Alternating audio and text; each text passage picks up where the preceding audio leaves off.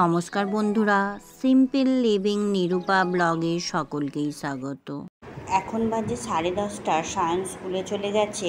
আজকে ব্লগটা রান্না দিয়েই শুরু করছি। রেসিপিটা করার জন্য প্রথমেই নিয়েছি পটল। এখানে 500 গ্রাম পটল নিয়েছি। প্রথমেই পটলটাকে খোলা না ছাড়িয়ে এইভাবে খোলাটাকে শুধু একটু চেঁচে নিতে হবে। এইভাবে সব পটলগুলোকেই করে নিতে হবে।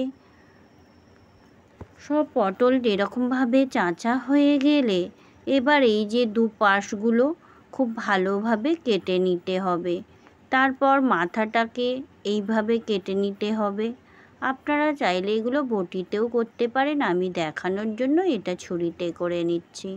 ঠিক এইরকমভাবেও সবগুলোকে কেটে নেব ও মাথাগুলোকেও কেটে নেব। দেখতেই পাচ্ছেন এখানে আমার সবগুলোই করা হয়ে গেছে। এবার ধুয়ে পরিষ্কার করে এর মধ্যে রেখে দিচ্ছি। এবার এর মধ্যে দিয়ে দেব লবণ। লবণটা দিয়ে খুব ভালোভাবে ঘষে ঘষে পটলের সঙ্গে মেখে নিতে হবে। এখানে নুনটা যেন ভালোভাবে পটলের মধ্যে যায় সেই মতো একটু নুনটা দিয়ে দিতে হবে। এখানে পটলগুলো সব নুন মাখানো হয়ে গেছে। আর নিয়ে নিচ্ছি পোস্ত, কাঁচা লঙ্কা, কালো সর্ষে ও সাদা সর্ষে। এখানে দেখেই বুঝতে পারছেন পরিমাণে কতটা হয়েছে। এটাকে আমি আধ ঘন্টা জলে ভিজিয়ে রেখেছিলাম।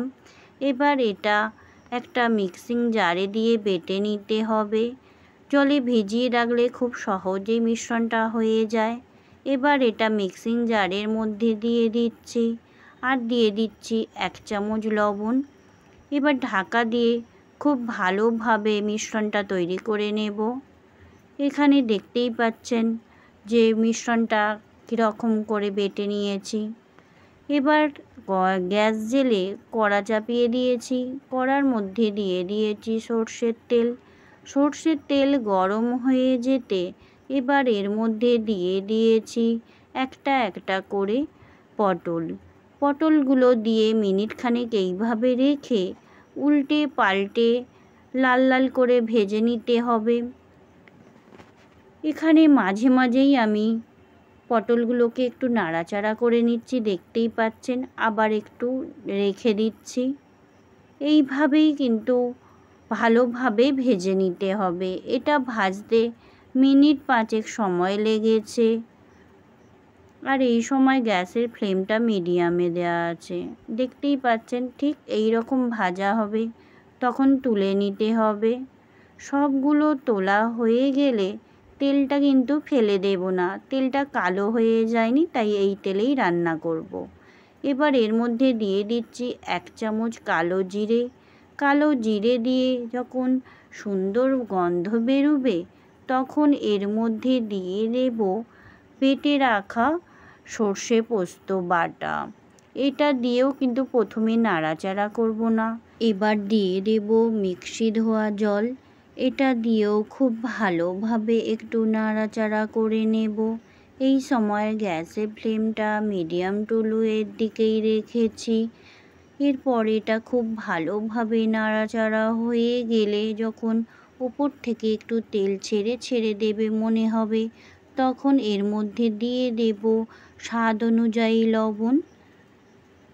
লবণ দিয়েও খুব ভালোভাবে একটু কষিয়ে নিতে হবে। এটা মিনিট খানেক এইভাবেই কষানো হয়ে গেলে রঙটা একটু পরিবর্তন হয়ে যাবে। আবারও আমি মিক্সি ধোয়া জলটা দিয়ে দিচ্ছি। এখানে আমি অন্য কোনো জল ব্যবহার করছি না। এই মিক্সি ধোয়া জলটাই এই রেসিপিটার জন্য যথেষ্ট। এবার এই জলটা ফুটতে শুরু করে দিয়েছে। এবার এর মধ্যে দিয়ে দেব ভেজে রাখা পটলগুলো সব একটা একটা করে সাবধানে দিয়ে দিতে হবে।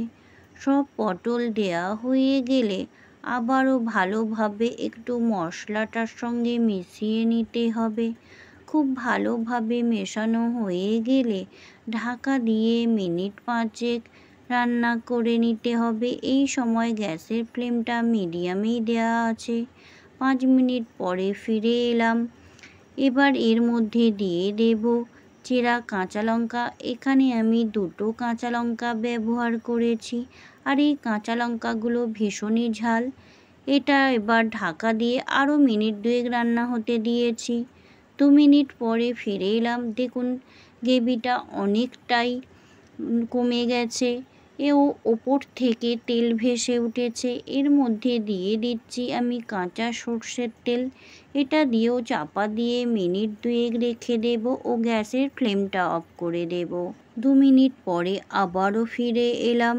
এবার কড়া থেকে পটল পোস্তটা নামিয়ে অন্য একটা জায়গায় ঢেলে নিতে হবে। কারা কারা এরকম পটল পোস্ত রান্না করে খেয়েছেন কমেন্টে জানাবেন। আর আমি এই রান্নাটা করে সায়নকে স্কুলে আনতে চলে যাব। দুপুর এখন 1:30 বাজে।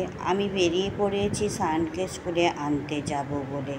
সায়নের বাবা গ্রামের বাড়িতে গেছে, সে থাকলে আমাকে আর আনতে যেতে হতো না। আমি টোটোর মধ্যে উঠে পড়েছি সায়নকে আনতে যাবার জন্য।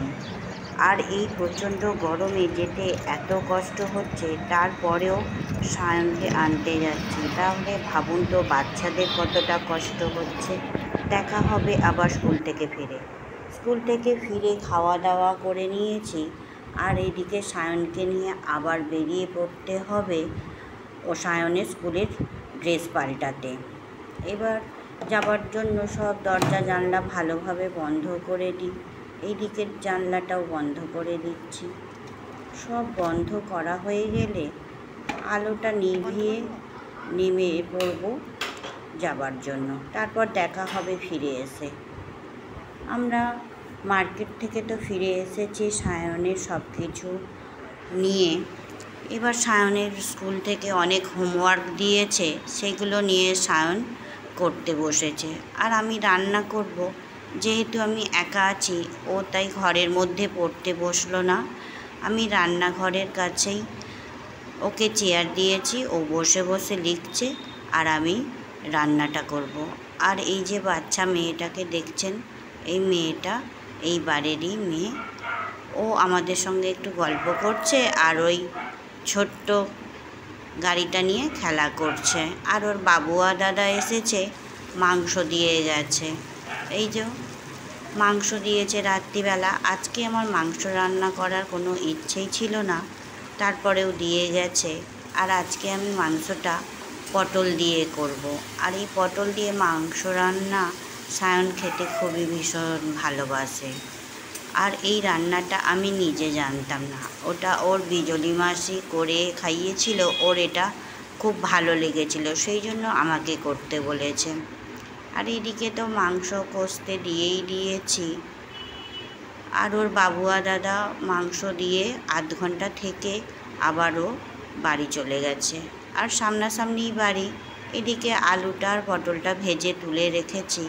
আর এই মাংসটা মিনিট 15 এইভাবেই কষিয়ে নেব। কষাতে কষাতে আপনাদেরকে একটা জিনিস দেখাই চলুন। এদিকে রান্না করছি আর সায়নের তো পড়া হয়ে গেছে। ওই দেখুন, ও ব্যাট নিয়ে খেলতে আরম্ভ করেছে। আমাদের গ্রামের বাড়িতে অনেক জায়গা পেত, সেখানে খেলতো। আর অনেক সবাই লোক ছিল, ওর ভালোও লাগতো। এখানে সেইভাবে কাউকে চেনে না, আর একা একা ওর ভালো লাগেনি, তাই একা একাই ছাদের ওপরে এইভাবে খেলছে আর দরদর করে ঘামতে থাকছে। ও ততক্ষণ খেলতে থাকুক, আমি তাহলে আবার রান্না করতে যাই। ও এই ক্রিকেট খেলতে ভীষণ ভালোবাসে। আর এখানে এসে কদিন ওর ক্রিকেট প্র্যাকটিসই হয়নি। নতুনভাবে এখানে আবার ভর্তি হবে, ততদিন পর্যন্ত এইভাবেই ও খেলতে থাকুক। চলুন রান্নাঘরে যাই। রান্নাঘরে এসে গেছি। চিকেনটা অনেকটাই কষানো হয়ে গেছে, আস্তে দিয়ে গিয়েছিলাম। এদিকে আমি মাংসর মধ্যে আবার পটলও দিয়ে দিয়েছি। পটল দিয়েও খুব ভালোভাবে কষিয়ে নেব মিনিট 5-7। খুব ভালোভাবে কষানো হয়ে গেলে এতে সামান্য পরিমাণে জল দেব, কারণ মাংসটা আজকে ঝোল ঝোল করব না, কষা কষা করব। তাহলে ব্লগটা এখানেই রাখছি। দেখা হবে নতুন ব্লগ।